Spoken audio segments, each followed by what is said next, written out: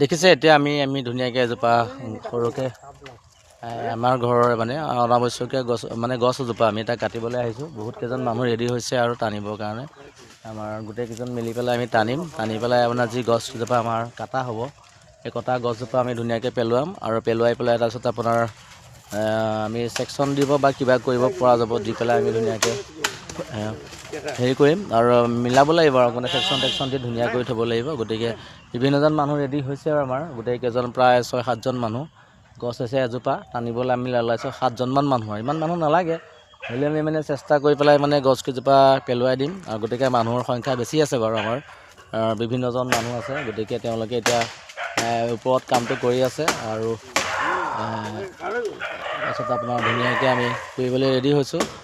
গতিকে এইখিনিয়ে আৰু গতিকে আপোনালোকেও ভাল পাব চাই পেলাই। মই আপোনাৰ এতিয়া দেখুৱাইছোঁ আপোনালোক সেই তাত আপোনাৰ দূৰণিত বন্ধা হৈছে আগত টিকট আৰু তাৰপিছত তাৰপৰা আপোনাৰ আহি যাব আৰু ধুনীয়াকৈ আহি গ'লে আমি গছটো পেলাই দিব পাৰিলেই আমাৰ ইয়াতে পৰি যাব। আৰু আমাৰো কিছুমান আছে মানে মটৰৰ কিছুমান আছে মটৰবিলাকৰ ক্ষয়ক্ষতিও হ'ব পাৰে সৰুকৈ আমি তাৰ কাৰণে চিন্তা চৰ্চা কৰি পেলাই আমি বেলেগত পেলোৱাৰ যত্ন কৰিছোঁ আৰু বিভিন্নজনে এতিয়া কথা বতৰা পাতি আছে আৰু মই আপোনাৰ চাই আছোঁ মানে।